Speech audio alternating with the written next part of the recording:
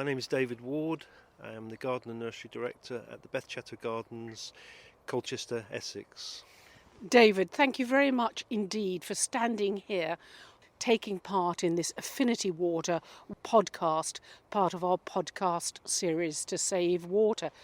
Tell our listeners where we're standing.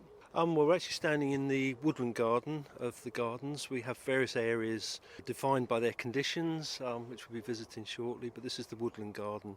A shady garden that was started in 1987. I don't know if you remember the storm, the hurricane that came through in October 97. This was just a wild wooded area that Beth and Andrew Chatto, the owners and the founders of the garden, decided not to garden. But the storm came through and we had to do a bit of tidying up, and it was then that we decided, or Beth decided, that she would create a woodland garden. But it's a very naturalistic woodland garden, not full of camellias or rhododendrons and plants that we have to water heavily. It's very much a spring garden, a natural sort of spring garden. There's a canopy of green, yellow, white, and also just that lovely vista looking down towards the trees, and we can hear the birds in the background too. Beth Chatto Gardens are known foremost for being a drought garden. We're going to end up there last. That's right, yeah. We one reason why Beth and Andrew settled here is because the 15 acres we have, of which half of is about 6.5, 7 acres of garden, does contain a very wide range of conditions. So here the woodland garden, lots of shade, lots of very dry shade as well. So we go down to the water gardens, then we'll end up in the dry gravel garden, the drought resistant garden. But key to it all is plant choice, and really Beth and Andrew put a lot of time and research way back in the 40s and 50s. They were married in 1943, and they studied where plants grew in the wild. Andrew especially, he translated books from Russian, from Japanese. He was a fruit farmer by trade, but his real interest was where plants grew in the wild. And Beth and he gathered all this information, and eventually Beth translated that information into planting the garden here. So in the woodland garden, very dry shade. So these lists of plants that we have that we stick quite strictly to, which I think is what makes this garden a little bit unique in many respects, comes really from Andrew and Beth's research in the early days, which is why it's important. Plant choice is critical. One or two provisos. Soil preparation we're quite keen on.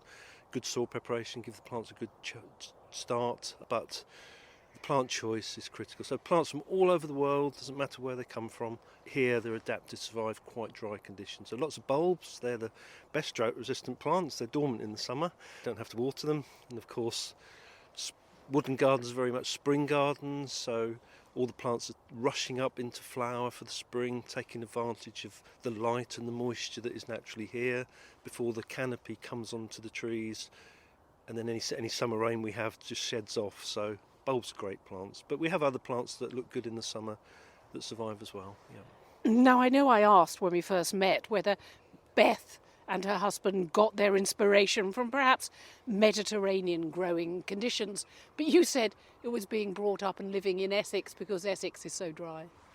That's right, yeah. We are officially the driest county in England. We have Beth and Andrew actually measured the rain. Andrew, as I mentioned, was a fruit farmer. He measured the rain way back in the 1950s, and we have records on a weekly basis ever since the 1950s. We have sort of low 20, maybe about 21 inches of rain, 22 inches of rain a year, which is less than many parts of the Middle East, we're led to understand. So we have to garden with that in mind always. Beth kept being active in the gardens into her 90s. She died in 2018, and the Beth Chatto Gardens are now run by her granddaughter, who, like Beth, is hands-on. You worked with them both. But what were Beth's best gardening tips? I'm going to put the best first in this podcast series for Affinity Water, because people want to know tips. I can look on your website. I can get mail order plants from you that are drought resistant. Mm-hmm. But you said plant bulbs. Any other tips?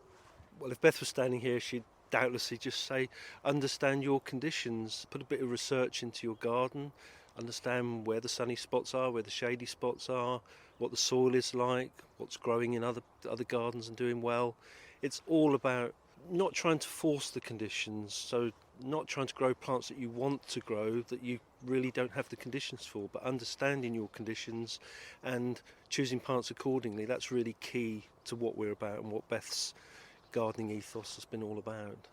Which is, we have a garden here that's 60 years old, many parts of it, and it has stood the test of time. Yeah. And I know you said that in 2018, when we had the really hot summer, you didn't lose many plants in any of your gardens. No, we didn't lose many. So they certainly suffered, some of them, especially, in the woodland garden, things like hydrangeas, which we're looking at. Are they perhaps not the ideal plant? They do want a bit of water to keep them going. We didn't water. So really it's a case of looking, are they really the most suitable plant to grow if we're going to have summers more and more like that? Luckily, this summer just gone, 2019, was a normal English summer. We had a bit of rain throughout the summer, and the difference was remarkable. But another factor comes into it is the age of plants, especially in the drought-resistant garden. We did lose one or two things that were perhaps coming towards the end of their life anyway, and that dry spell just really tilted it. We had 2 months without any significant rain, measurable rain, as did many parts of the country, so it wasn't surprising that we did. But most of the plants there, they came back, and sort of by the October you'd never known there was a dry summer.